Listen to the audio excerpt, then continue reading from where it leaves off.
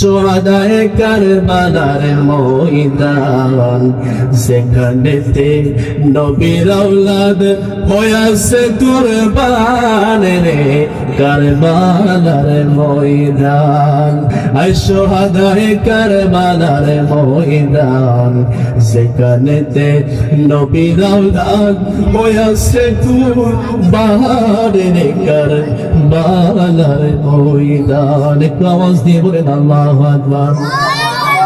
সম্মানিত হাজিরিন, এদিকে সুন্দরা যখন ইমাম আলী আসগরের কলিজার মধ্যে টিপটানে কেপ করেছে, পলকের ভিতরে ইমাম আলী আসগর 6 মাসের শিশু বাচ্চা, তিনি ইন্তেকাল করেছেন, শাহাদাত বরণ করেছেন।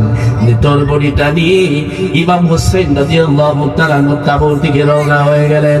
কাবর দিকে যখন গেল, ওনার স্ত্রী সমানবানু দূর থেকে তাকায়া দেখে ওনার কলিজার টুকরা ইমাম আলী আসগরের সন্তান, 6 মাসের সন্তান, বুদের বাচ্চাটা নিতর হয়ে গেছে, একেবারে অবশ হয়ে গেছে।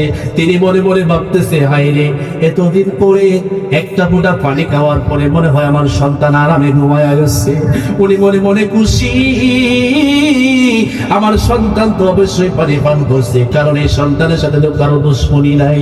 মনে হয় তারা একটু পানি দিছে, পানি খাওয়ার পরে তার মনে হয় যে একটু ভালো লাগছে, এই জন্য সে ঘুমায় গেছে। কিন্তু কিমার কাছে যখন গেল রে, ইমাম হুসাইন যখন ওনার স্ত্রীর কাছে চলে গেল, এমন সময় দেখা যায় ইমাম আলী আসগর রাদিয়াল্লাহু তাআলা আনহু কলিজা থেকে রক্ত ঝরতেছে। আল্লাহু আকবার বলে ইমাম হুসাইন কি ওনার কলিজার টুকরা স্ত্রী সুমর বানু কই, ও স্বামী, আমার সন্তান নিয়ে গেছিল জীবিত, এখন আমার সন্তান কোনো লড়া দেয় না, কোনো চড়া দেয় না, কোনো কান্না করে না। এতক্ষণ পর্যন্ত বারবার শুধু আমার দিকে জিহ্বাটা বাহির করে দিত আর আমাকে বুঝাইতো, মারে আমার একটু পানি দাও, আমার পিপাসা দূর করো, কিন্তু আমার সন্তান দিয়ে লড়ে না। ইমাম হোসেন কয়, ও আমার স্ত্রী শহর বানুরে, তোমার সন্তান এমন পানি পান করাইছি, দুনিয়ার জমিনের কোনো পানি না, আমার আল্লাহ তাআলা জান্নাতের পানি তোমার সন্তানরে খাওয়াইছে।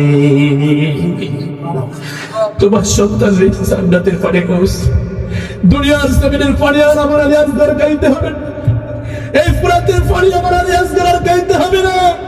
আমার আলী আসগরকে পানি পান করার জন্য জান্নাতের নহর মুক্ত করে দেওয়া হয়েছে। আল্লাহু আকবার বলেন। ইমাম হুসাইন কেঁদে কেঁদে ওনার স্ত্রীর কাছে সন্তানকে সুপর্দ করেছে।